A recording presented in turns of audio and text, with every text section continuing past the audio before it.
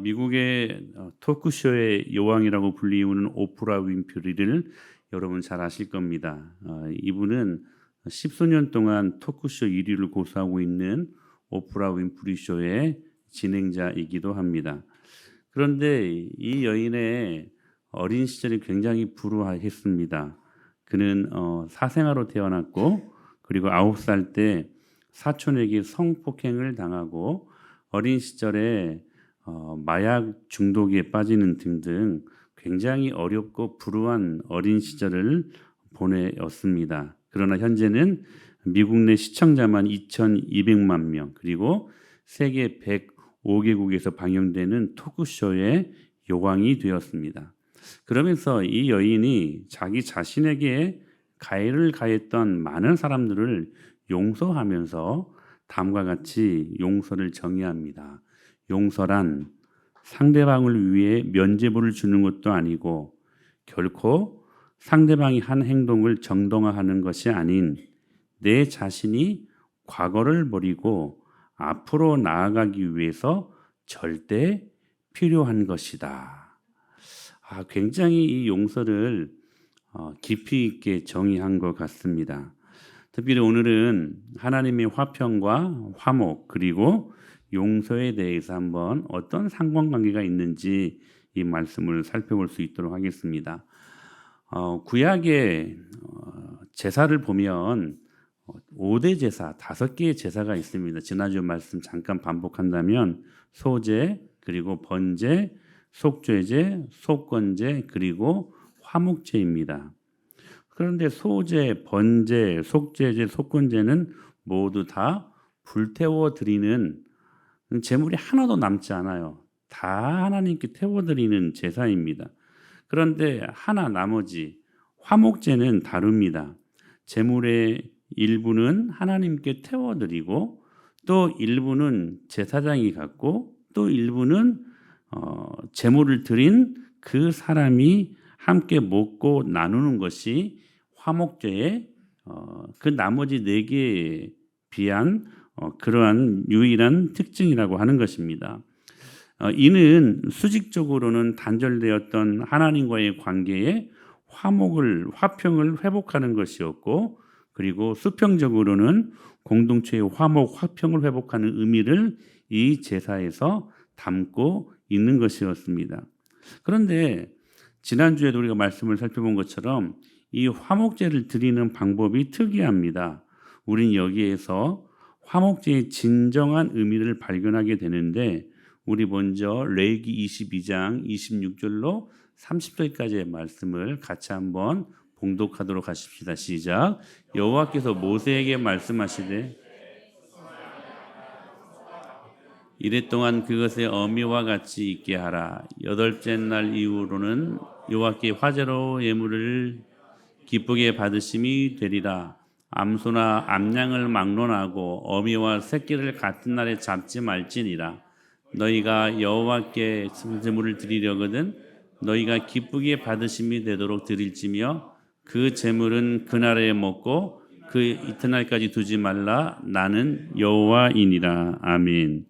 자, 여기에서 우리는 화목제에 드리는 그 특이한 방법을 통해서 왜 이런 특이한 방법으로 화목제를 드리게 하실까 그 의미를 우리가 살필 수가 있는데, 자, 소나 양이 이 화목제의 제물이 되는데 그것들을 드리고 어떻게 하라고 말씀하십니까? 드린 사람은 그 제물을 그날에 먹고 그리고 그 다음 날까지는 남기지 말라고 그렇게 지시하십니다.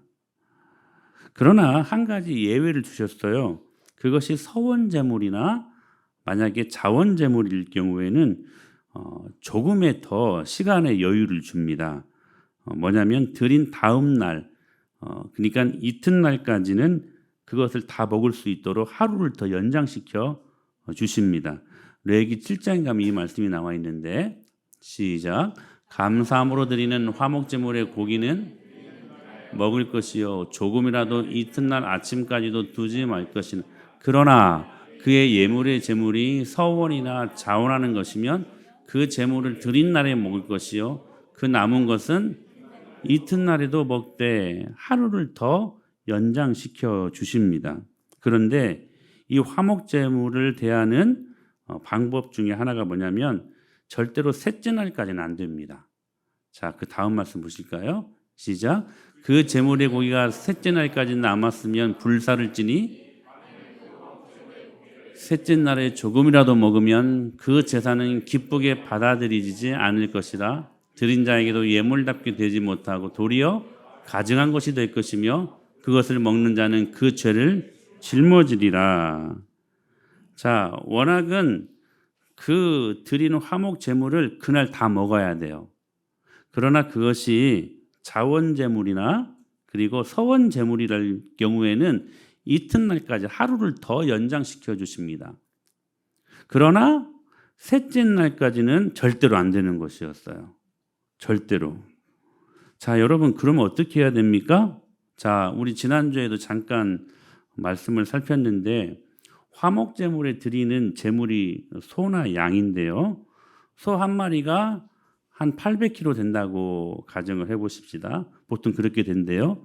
그러면 가죽 다 벗기고 내장 다 끄집어내고 기름 덕지덕지 붙어있는 그거 다 제거하면 최소 절반 400kg로 한번 이 소의 양을 한번 우리가 측정을 해보십시다. 드려지는 양고기도 만만치 않아요. 보통 다 자란 양의 무게가 한 200~300kg 된다고 합니다. 그런데 털도 굉장히 그 무게를 많이 차지한다고 그래요. 양털. 그 양털 다 제거하고 역시 마찬가지로 내장 다 빼내고 기름 다 빼도 최소 100kg. 그럼 우리 한번 계산해 보십시다. 자, 4인 가족을 기준으로 400kg에 달하는 소고기 먹으려면 1인당 몇 킬로를 먹어야 된다고요? 100kg 먹어야 돼요. 하루에, 아니 이튿날까지. 먹방 유튜버계의 왕이라고 말할 수 있는 쯔양 그리고 히밥이라고 하는 또 친구 다 여자들인데요. 근데 이분들도 이거 다 못 먹어요. 이렇게 못 먹어. 자, 양고기를 먹으려면 1인당 하루에 25kg 이상을 먹어야 돼요. 이틀에 걸쳐서도 다 먹기 힘든 양입니다.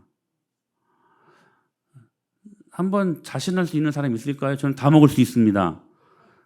소고기잖아요. 한우. 그리고 양고기잖아요. 여러분 양고기를요. 파키스탄이나 이런 데 현지 가서 먹으면 소고기는 맛 한태기도 없습니다. 양고기가 더 맛있습니다. 우리가 좋아하는 최고급 소고기, 양고기잖아요. 근데 다 먹을 수 있어요. 그 많은 양을. 그런데 하나님은 뭐라고 말씀하세요? 그날 아니면 그 이튿날까지 그거 다 먹으래요. 근데 다 먹을 수 없어요. 그렇다면 이 특이한 화목제 드리는 방법의 의미가 뭘까? 자, 보십시오. 하루 이틀 만에 다 먹어야 하는 화목제물들. 그것들이 절대로 셋째 날까지 남아있어서는 안 됩니다. 무슨 뜻일까요? 만약에 셋째 날까지 남아있다면 뭐 했다는 거예요? 다 나누지 않았다는 것이죠. 자, 여러분 한번 보세요. 자, 그것을 하루에 4인 가족이 다 먹을 수 없으니까 자, 그것을 우리가 어떤 의미로 잡는다고요? 나누라. 그래서 공동체의 화목을 이루라 이렇게 말씀을 우리가 받아들인다면 자, 보세요. 이 수많은 이 많은 고기들 자, 소고기, 양고기를 나눌 때 누구부터 나누었을까요? 가족, 그리고 또 친한 사람, 또 좋아하는 사람, 또 어떤 사람에게 나눌까요? 야, 우리 한우 먹으러 가자 할 때 어떤 사람한테 같이 먹으러 가자고 그래요? 마음에 맞는 사람, 그렇죠? 가까운 사람부터 나누겠죠. 그리고 평상시 친하지는 않지만 좋은 감정을 가지고 있었던 이웃들. 그런데 우리 보통 여기까지가 아닙니까? 여기까지. 그래도 남아요. 그럼 어떻게 해야 돼요, 여러분? 사실 여기부터가 중요하죠. 자, 친한 사람한테 다 돌렸어, 고기를. 근데도 고기가 남아. 근데 셋째 날까지 이걸 두면 안 돼. 그럼 어떻게 해야 돼요, 여러분? 나눠야 되잖아요. 근데 여기서부터가 진짜 중요한 건 아닙니까? 조금 이제는 껄끄럽고 관계가 불편하고 싸운 후에 아직 관계가 회복되지 않는 사람, 심지어는 원수 같은 사람에게까지도 고기가 남아서는 안 되니까 나눠야 돼요. 나눠야 돼요. 그런데 중요한 것은 여기까지 우리는 잘 하지 않습니다. 싫어서 안 한 거예요. 싫어서. 그래서 셋째 날까지 만일 이 고기가 남아 있다면 그 제사는 결코 하나님 앞에 받아들여지지 않을 것이고, 설사 드린다고 해도 그 제물은 가증한 것이 될 것이다 라고 말씀하고 있다는 사실입니다. 그러므로 우리는 이 특이한 화목제사 방법의 의미를 알아야 된다는 거예요. 무엇이냐면 하나님과의 수직적인 화목, 화평, 그리고 동시에 수평적인 공동체의 화목, 화평을 이루어야 함을 이 화목제사를 드리는 제물의 방법을 통해서 터득할 수 있어야 된다는 사실입니다. 그리고 중요한 거, 이 화목, 화평케 되어지는 이 순간에 한 가지 요소가 반드시 첨가되는데 그게 뭐냐면 용서라는 의미인 것입니다. 용서. 그래서 예수님께서 마태복음 5장에서 뭐라고 말씀하셨습니까? 같이 한번 읽어볼 거예요. 시작. 그러므로 예물을 제단에 드리려다가 거기서 내 형제에게 원망 들을 만한 일이 있는 것이 생각나거든 예물을 제단 앞에 두고 먼저 가서 형제하고 화목하고 그 후에 와서 예물을. 그러니까 예수님께서 하신 이 마태복음 5장의 말씀의 배우가 바로 우리가 읽었던 화목제물을 다루고 있는 레위기 말씀을 지금 근거로 이 말씀을 예수님께서 하고 계신다는 사실입니다. 여기서 우리는 화목을 이루기 위해 반드시 필요한 개념, 용서라는 개념을 마주하게 된다는 사실입니다. 사랑하는 여러분, 저와 여러분들은 하나님께 용서받은 사람들입니다. 하나님이 우리를 용서하셨기에 오늘 이 자리에 저와 여러분들이 주님을 찬양하고 예배하는 자로 앉아 있음을 믿습니다. 그 용서를 받은 사람이라면 또한 그 용서를 할 수 있는 사람들이 되어야 된다라고 성경은 말씀하고 있는 것이죠. 화평은 전쟁을 전제로 하는 말입니다. 전쟁은 누구끼리 합니까? 원수끼리 하는 것이죠. 그런데 그 전쟁이 그치고 화평이 되기 위해서는 언제 이 일들이 가능합니까? 그 원수들을 용서할 때 가능한 일입니다. 그러므로 화목은 용서와 함께 갑니다. 용서 없이 가정에 화목이 이루어질 수 없고, 용서 없이 여러분 하나님과 우리들의 관계 속에서 화목이 이루어질 수 없다는 사실입니다. 여러분의 가정이 화목하기를 원하시는 분들은 아멘. 정말 아멘이죠. 여러분 전쟁을 그치고 서로 피차 용납하십시오. 부부관계에 서로 용서가 필요합니다. 오늘 이 말씀을 허투루 듣지 말고 새겨 듣고 순종하는 말씀으로 받으십시오. 언제나 듣는 말씀 또 저 말씀이네 하지 마시고요. 또 듣는 저 말씀이네 그렇게 생각하기 이전에 과연 내가 저 말씀 언제나 한번 순종해봤는가 한번 점검해 보십시오. 왜 말씀을 듣고도 왜 열매가 없고 말씀을 듣고도 왜 역사가 일어나지 않냐면 여러분 그 말씀에 순종하지 않기 때문에 그렇습니다. 서로 용서하십시오. 부모 자녀 관계에 용서가 필요한 것입니다. 그래서 셋째 날까지는 두지 말고 그거 다 빨리 이튿날까지는 최소 다 먹으라는 거예요. 다 먹으라는 거예요. 그런 의미에서 우리는 이 말씀을 기억해야 될 것입니다. 마태복음 18장 18절의 시작. 진실로 너희에게 이르노니 무엇이든지 너희가 땅에서 매면 하늘에서도 매일 것이요 무엇이든지 땅에서 풀면 하늘에서도 풀리니. 이 말씀의 의미가 뭘까? 무엇을 땅에서 매면 하늘에서도 매이고 무엇을 땅에서 풀면 하늘에서도 풀리는 것인가? 이게 무엇이 이게 뭘까? 이 마태복음 18장 18절 이후에 보게 되면 예수님이 이 말씀을 하신 후에 베드로에게 질문합니다. 21절에 그때 베드로가 나와 이르되 주여 형제가 내게 죄를 범하면 몇 번이나 용서하여 주리이까? 7번까지 하오리이까? 베드로가 질문하게 됩니다. 예수님께. 그 질문을 받은 예수님께서 뭐라고 말씀하시냐면 예수께서 이르시되 시작. 내게 이르노니 7번 아니라 7번을 70번까지라도 할지니라. 70번씩 7번 하라는 것이죠. 70번씩 7이 계속 또 70번씩 계속 7이라는 숫자가 반복이 됩니다. 77에 49, 490번을 의미하는 것이 아니라 여기에서 용서는 영원히 하는 것이라고 말씀하십니다. 7은 완전 숫자이니 영원한 숫자이죠. 그러므로 용서는 영원히 하는 것이라고 말씀하고 계시는 것입니다. 그리고 마태복음 18장 18절 말씀을 하시는 거예요. 이 말씀 그래서 우리가 땅에서 용서하지 아니하면 하늘에서도 매이고 땅에서 용서하면 하늘에서도 풀릴 것이다 라고 말씀하시는 거예요. 사실 여러분 우리가 이 땅에 살면서 얼마나 많은 것들에 매여 삽니까? 참 많은 것들에 매여 삽니다. 땀 뻘뻘 흘려가면서 일을 뿌득뿌득 하면서 열심히 일을 한다고 하는데 내 삶은 왜 이렇게 계속 가시덤불과 엉겅퀴요? 밭을 갈아도 효력은 없는 그런 얽히고 설킨 인생일까? 여러분 고민하지 마세요. 오늘 주신 말씀 여러분은 그 모든 것들을 풀 수 있는 해답이 되어줌을 믿습니다.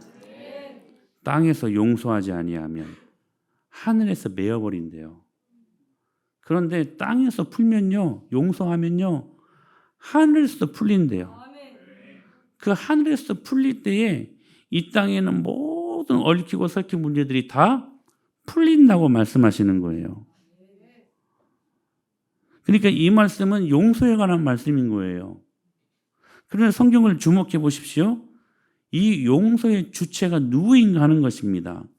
너희가 땅에서 풀면 너희가 이렇게 반복이 됩니다. 상대방이 용서해 주면 상대방이 그것을 풀면이라고 말씀하지 않고 네가 땅에서 매면 하늘에서도 매이는 것이고 네가 땅에서 풀면 하늘에서도 풀릴 것이다. 그 용서의 주체가 누구냐면 나 자신이라고 하시는 겁니다. 사실 여러분 용서라는 문제가 나와 타인의 문제가 아닌 것을 우리는 너무나도 잘 알 것입니다. 중요한 거예요. 여러분 내 원수와의 문제가 아니에요. 내 배우자의 문제가 아니에요. 내 자녀가 아니에요. 용서의 주체는 내 자신이라는 거예요. 그러니까 용서는 누가 푸는 거예요? 내가 푸는 거예요. 그러니까 여러분 타인의 문제가 아니라 내 자신의 문제라는 거. 내가 여러분 매버리면요 그냥 매버리는 거예요. 그러나 내가 풀면 풀립니다. 용서의 주체는 나예요. 나. 상대방의 여러분 이게 있지 않아요. 상대방의 문제가 아니야. 남 탓할 필요가 없어. 모든 전쟁의 주범은 누구라고요? 나 자신이라고요. 그러므로 여러분 용서도요 내가 할 수 있는 거예요. 그런데 왜 내 자신이 용서의 주체가 될까요? 그 용서는 아까 오프라 윈프리가 이야기한 것처럼 바로 나를 위한 것이기 때문에 그래요. 나를 위한 것이 용서예요. 상대방을 위한 게 아니에요. 면죄부를 주는 게 아니에요. 나한테 힘들게 했던 가해자를 내가 면죄부를 주는 것도 아니고요. 상대방이 한 행동을 정당화하는 것도 아니에요. 용서는 뭐냐면 내 자신이 과거를 버리고 매여 있는 과거를 버리고 앞으로 나아가기 위해서 절대 필요한 것이 용서라는 사실이에요. 나를 위한 거예요. 나를 위한 거. 상대방을 위한 것이 아니에요. 아직도 용서하지 못해서, 용서받지 못해서 내 삶을 살지 못하는, 미래의 삶을 살지 못하는 나 자신을 위한 것이라고 성경은 말씀하고 있는 것입니다. 그런데 한번 질문해 보십시다. 이렇게 말씀을 들어도요, 여러분 특별히 원수를 용서하는 것이 쉽습니까? 여러분 용서하는 게 쉬워요? 용서가 됩니까? 나를 힘들게 했던 그 사람? 됩니까? 안 됩니다. 안 됩니다. 근데 그게 맞아요. 그래요. 이런 고백이 나와야 돼요. 여러분 이게 맞아요. 용서 안 돼요. 원수를 어떻게 용서해요? 원수를. 이게 쉬운 게 아니에요. 근데 정말 안 됩니다고 하는 이 고백이 나와야 돼요. 나와야 돼요. 인간의 힘으로 못하는 거예요. 그래서 예수님이 오신 것입니다. 그래서 여러분 십자가를 만나지 아니하면 용서할 수 없어요. 그래서 그것 때문에 매여가지고 우리는 힘든 인생을 살 수밖에 없다는 사실입니다. 왜냐하면 십자가는 죄인들을 용서하시는 하나님의 능력이기 때문에 그렇습니다. 이 용서를 경험하지 않고서는, 바꾸어 말하면 이 용서를 경험한 사람들은 십자가 앞에서 비로소 영원한 하나님의 사랑을 경험한 사람들이었다는 사실입니다. 기억하십시오. 우리 모두가 용서받은 사람들이라는 것은 세상의 논리는 악을 이기는 길을 더 큰 악으로 대응하는 길뿐이라고 그렇게 우리들에게 이야기하고 있습니다. 그래야 공포심 때문에 더 이상 악을 행하지 못하게 될 것이라고 말합니다. 소위 일벌백계의 논리이죠. 니체가 이렇게 말했습니다. 약한 자는 어차피 복수할 힘도 없다. 그래서 스스로 용서한다고 합리화하는 것이다. 용서는 그래서 노예의 윤리다. 과연 이 말이 맞습니까, 여러분? 과연 그렇습니까? 용서는 결코 약자의 합리화가 될 수 없습니다. 왜냐하면 말씀을 잘 들어보세요. 고린도전서 13장에서 이렇게 말씀하십니다. 사랑은 오래 참는 것이라고. 여기에서 사랑은 아가페고요. 오래 참음은 헬라어로 마크로투메오라는 말입니다. 마크로투메오. 이것은 어떤 사랑이냐면 무조건적인 사랑인 아가페를 수반하는 사랑이에요. 그래서 마크로투메오, 오래 참음이 뭐냐면 이건 약한 자가 하는 그런 참음이 아니에요. 강한 자인 왕이 하는 참는, 인내, 오래 참음이라고 하는 것입니다. 빚 못 갚는 종을 왕이 참는 것이에요. 여러분, 예수님이 하신 비유 중에 1만 달란트 빚진 자의 종 이야기를 여러분 잘 아시지요? 그가 외칩니다. 어떻게 외치냐? 1만 달란트는요, 이건 산술적으로 가히 계산이 안 되는 이 수입니다. 적어도 수조 원이 되는 그러한 이 액수예요. 그러니까 이것을 갚을 수가 없는 거예요. 여러분, 구원은요, 우리 힘으로 이룰 수 없는 것입니다. 그걸 이렇게 지금 비유하는 거예요. 근데요, 그 종이 도무지 할 수 없으니까 그 왕에게 찾아와서 뭐라고 말하냐면, 그 종이 엎드려 절하며 이르되 내게 참으소서, 다 갚으리이다, 갚으리이다. 내게 참으소서. 이 참으소서, 이 말이 뭐냐면 마크로투메오라는 말이에요. 오래 참다라는 말. 오래 참다라는 말. 그러니까 지금 약한 종이 참는 겁니까? 아니면 강한 왕이 참는 겁니까? 강한 왕이 참는 거죠. 여러분, 오래 참는 거, 즉 용서하는 것은요, 결코 약한 자가 하는 게 아니라는 거예요. 용서는요, 약자들의 합리화하는 그러한 도구가 아니라 용서는 강한 사람이 하는 것이라는 거예요. 여러분, 우리 예수님은 강하신 분이십니다. 약하시기 때문에 십자가 지신 것이 아니라는 거예요. 예수님께서 마크로 투메오 하셨다는 거예요.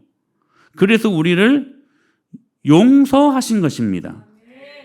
하나님이 우리에게 십자가의 능력을 주셨습니다. 그래서 강한 자가 되게 하셨다는 사실이에요. 우리는 워낙 약합니다. 그러나 주님이 십자가로 부활로 강하셨기에 그분의 자녀들인 저와 여러분들도 그 부활의 소망을 갖는 저와 여러분들도 강해졌다는 사실이에요. 그러므로 용서는 이제 누가 하는 일이라는 거예요? 내가 하는 일이라는 거예요.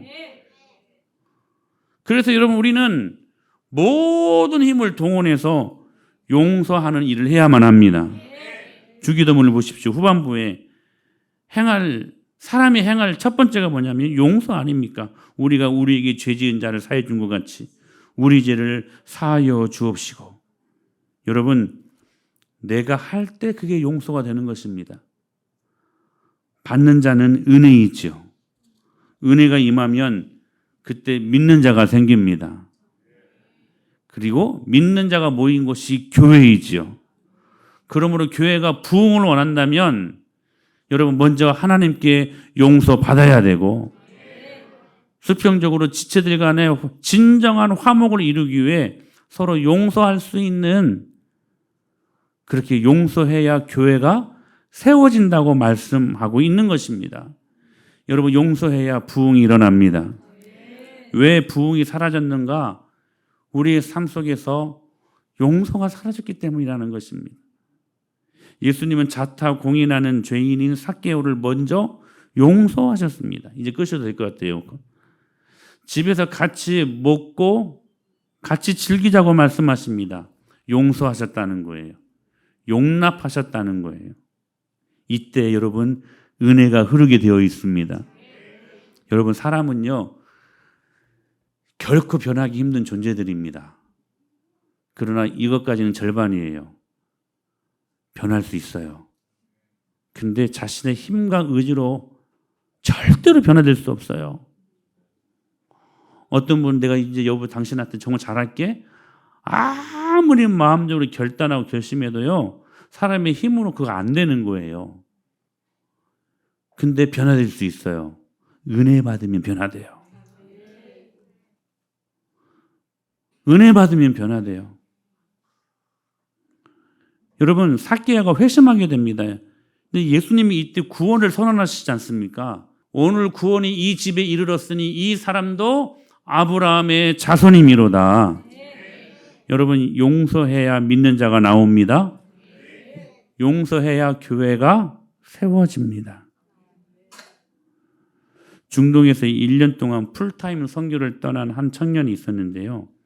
1년 열심히 사역을 했는데 회심자가 단 한 명도 없었다는 거예요. 이슬람 선교가 참 어렵다. 이것을 절감했다는 것이죠. 근데 몇몇 사람들은 예수님을 영접하는 기적이 일어나는 거예요. 누구를 통해서 일어나냐면 가정 보러 온 필리핀 사람, 그리고 저 아프리카에서 온 그 사람들을 통해서 믿는 자가 막 나왔다는 사실입니다. 왜냐하면 한번 분석해 보니까 이들이 가정 보러 와서 온갖 주인들로부터 학대를 다 당하는데 무시당하고 핍박을 당합니다. 근데 매 순간 그 집주인을 용서하고 그냥 사랑하기 시작합니다. 이것이 반복되니까 완악한 주인도 용서를 통해서 은혜를 느끼고, 그리고 그 완악한 주인들이 변화되기 시작했다는 사실입니다. 그래서 그 청년이 말한 거예요. 왜 부유한 선교사가 가면 회심자를 못 얻는가? 이 질문이 일어나더라는 거예요. 거기에 대한 답으로 이렇게 말씀하십니다. 어려움 당할 때 용서하고 사랑하는 체험을 그들이 못했기 때문이라는 거. 여러분, 용서 없는 곳에 부흥이 일어날 수 없고 용서 없는 곳에 화평이 일어날 수 없습니다. 언제 한국교회 부흥의 절정이 이루어졌습니까? 아들 2명을 죽인 그 원수를 용서하고 양 아들로 삼았던 손양원 목사님 때였습니다. 사랑과 용서가 실제로 일어났던 것이지요. 그때 우리가 받는 복이 있습니다. 오늘 성경은 뭐라고 말씀하시냐면 저희가 하나님의 아들이라 일컬음을 받을 것이다 라고 말씀하십니다. 사랑하는 여러분, 화목은 용서를 통해서 이루어집니다. 평화는 용서를 통해서 이루어진다는 거. 오늘 이 말씀이 여러분 가정에 임하는 축복의 말씀이 될 수 있게 되기를 축복합니다. 서로 용서하시고 용서를 구하십시오. D.L. 무디가 이렇게 말했습니다. 세상 사람들의 100명 중 1명이 성경을 읽고 99명이 그리스도인을 읽는다. 너무 중요한 말씀 같아요. 무슨 말이냐면 세상 사람들 중에 1명만 성경을 읽고 예수님을 믿고 나머지 99명은 그리스도인들의 행동을 보고 예수님을 믿는다는 거예요. 여러분, 우리의 삶 속에서 진정한 화목이 이루어질 때에 하나님이 여러분들에게 어떤 복을 주시냐면 세상 사람들로 하여금 와, 정말 저들이 하나님의 아들들이구나. 여러분들을 통하여 하나님이 보이게 하시는 축복을 주신다는 사실입니다. 영광 아닙니까? 저는 여러분의 남편들이 여러 아내들이나 자녀들이 볼 때에 우리 아빠, 우리 여보, 우리 남편 그 하나님 같아. 우리가 이 지구상에서 받을 수 있는 최고의 칭찬을 받을 수 있는 우리 믿음의 가장들 될 수 있게 되기를 우리 믿음의 가장들만 크게 아멘하세요. 그렇게 될 수 있게 되기를 축복합니다. 여러분 그런 자들이 되어야 돼요. 우리 아빠를 보니까 하나님을 보는 것. 이렇게 말하면서 저는 참 많이 수치스럽습니다. 진정한 용서를 구하고 받고 진정한 화목을 이루며 우리 모두가 여러분들을 볼 때 하나님, 내가 하나님을 언제 볼 수 있지? 근데 저분 보면 내가 정말 하나님 보는 것 같아. 오늘 이 귀한 능력이 우리의 삶 속에서 일어날 수 있게 되기를 축복합니다. 그러므로 적용하십시오. 오늘 내가 용서해야 될 대상은 누구이고 더 중요한 거 있어요. 용서를 구해야 할 사람은 누구인가? 우리는 다 용서를 해야만 하는 사람이라고만 생각합니다. 아니요. 용서를 구하십시오. 남편에게 잘못했으면 용서를 구하십시오. 아내들이요. 아내들에게 잘못했으면 남편들이요. 용서를 구하십시오. 자녀들이 여러분 잘못 살았을 때에 여러분들에게 가장 가슴 아픈 마음을 갖게 하는 일은 부모들일 것입니다. 자녀들은 부모들께 용서를 구하십시오. 또한 우리 부모들이 잘못 살아서 자녀들에게 상처를 주었다면 여러분 부모들이 자녀들한테 용서를 구하십시오. 자존심 피울 거 없어요. 진정한 화목이 우리 가정 안에 이룰 수 있다면 그것이 우리에게 얼마나 큰 축복이겠습니까? 오늘 마음의 문을 활짝 열고 이 용서를 통하여 진정한 화평을 이루고 저희가 하나님의 아들이라 일컬음을 받을 것이며 축복하신 언약의 말씀을 우리 모두가 능력으로 경험하는 복된 저와 여러분들이 될 수 있게 되기를 예수님의 이름으로 간절히 축복합니다.